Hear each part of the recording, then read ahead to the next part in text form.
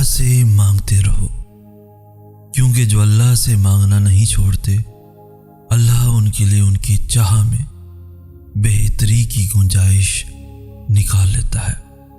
اور ساری بات بس اللہ کی رضا کی ہی تو ہوتی ہے، پھر چیزیں ہوں یا لوگ ہوں، کھوئے ہوئے سب واپس مل جاتے ہیں۔ وہ خوب جانتا ہے کون کس حال میں ہے، وہ جانتا ہے کون بے بس ہے، وہ جانتا ہے کون صبر کی آخری انتہا پر ہے، اور جتنا مشکل وقت ہوگا تم اس کو اتنا قریب پاؤ گے۔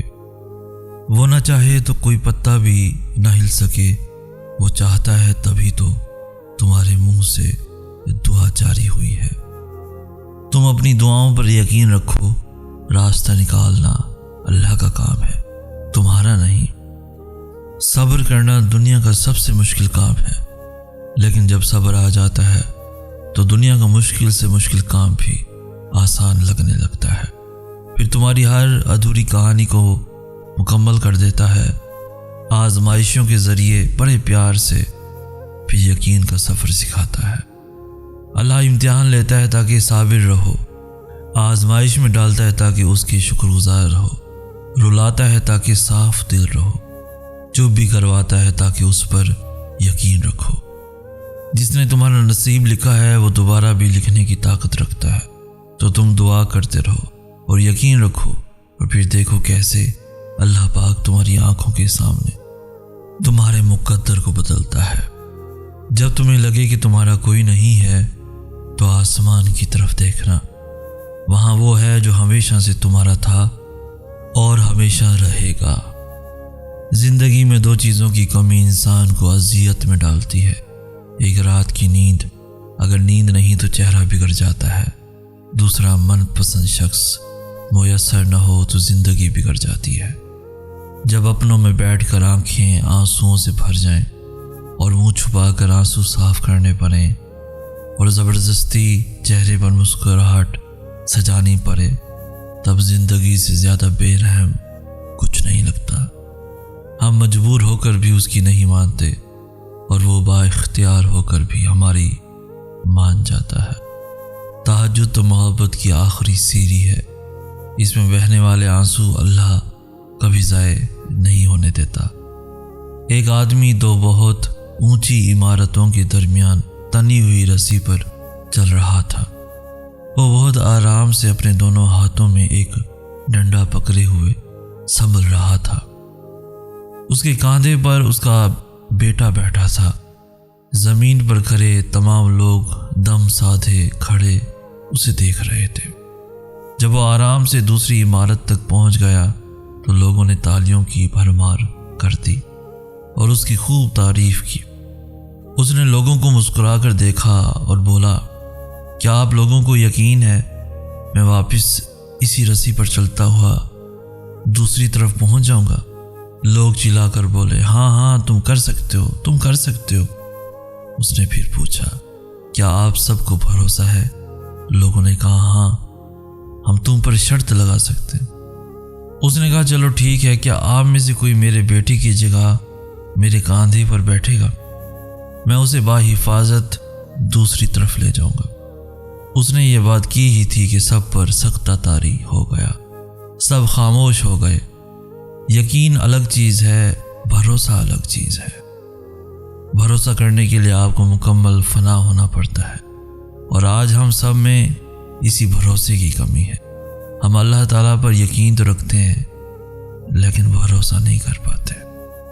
یقیناً وہ وقت بہت ہی قریب ہے کہ جب تمہارا رب تمہیں خوش کرنے میں کوئی کسر نہیں چھوڑے گا، بالکل ویسے ہی جیسے کہ تم نے اس کی رضا کے لیے اپنی خواہشات کو قربان کرتے ہوئے اپنے صبر سے اسے راضی کرنے میں کوئی کسر نہیں چھوڑی۔ تمہاری جو چاہت ہے وہ تمہیں نہ بھی ملی تو بھی وہ اپنی چاہت میں سے تمہیں کچھ عطا کر کے تمہارا دل مطمئن کر دے گا۔ بس وہ چاہتا ہے کہ تم صبر کرو۔ ممکن ہے جو تم دعا میں مانگتے ہو اللہ نے پہلے ہی تمہارے مقدر کا حصہ بنا دیا ہو، اور وہ تمہاری توکل اور صبر کو آزما رہا ہو۔ جب انسان کو اس بات کا علم ہو ہو جاتا ہے کہ اللہ سب دیکھتا ہے اور اللہ سب کچھ جانتا ہے، تو وہ خاموشی کی آخری سیڑھی پر پہنچ جاتا ہے، جہاں کسی سے کوئی شکوہ نہیں رہتا، جہاں دل شکایتیں نہیں کرتا، تڑپتا تو بہت ہے مگر آہیں نہیں بھرتا، کیونکہ یہ وہ مقام ہوتا ہے جہاں ساری باتیں اور ساری چیزیں اللہ کے سپرد کر دی جاتی ہیں، کیونکہ اس لمحے کی تکلیف اور اذیت اللہ کے سوا کوئی نہیں جان سکتا، اور لوگوں سے تو ویسے بھی کوئی توقع نہیں رکھنی چاہیے، کیونکہ انسان عیبوں کو چھپانے کے معاملے میں کچا اور عیاں کرنے کے معاملے میں بہت پکا ہوتا ہے۔ یہ بس اللہ ہی ہے جو پردہ رکھتا ہے۔ شکر کیا کریں کہ انسان خدا نہیں ہے، ورنہ نہ یہ کائنات رہتی اور نہ ہی کوئی انسان۔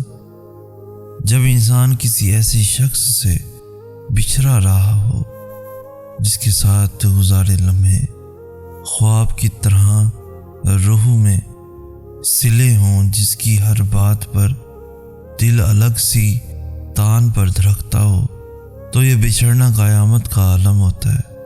تب انسان کو اپنی ہی سانسیں اذیت لگتی ہیں، جب تک خود پر نہیں گزرتی احساس اور جذبات مذاق لگتے ہیں۔ جب اللہ دل میں کوئی چیز ڈالتا ہے تو نصیب میں بھی کہیں نہ کہیں اس چیز کی جگہ ضرور لکھتا ہے۔ یہ آزمائش تمہارے صبر کا امتحان ہے۔ اس امتحان کا انعام وہ ہے جو تم دعاؤں میں مانگتے ہو۔ انسان کے پاس اللہ کا سہارا نہ ہوتا تو انسان ٹوٹ جاتا، بکھر جاتا، لیکن اس نے ہر لمحہ انسان کو یاد دلایا، احساس دلایا کہ میں ساتھ ہوں۔ جب مشکل آئے تو صبر اور نماز سے مدد چاہو۔ انسان کے لیے احساس کتنا مکمل ہے کہ اللہ اس کے ساتھ ہے۔ ڈرو مت، کچھ بھی نہیں ہوگا۔ کسی سے ڈر رہے ہو؟ کس سے ڈر رہے ہو؟ لوگوں سے، تنہا ہو جانے سے، یا مستقبل سے جس کا آنا یقینی ہی نہیں؟ یہ شیطان ہے جو ڈراتا ہے تاکہ تم کم ہمت ہو جاؤ، تاکہ تم رب کی نہ مان سکو، تاکہ تم اس کی راہ پر نہ چل سکو۔ اللہ کا جو حکم بھی ماننا ہے وہ نڈر ہو کر مانو، وہ جہانوں کا رب ہے۔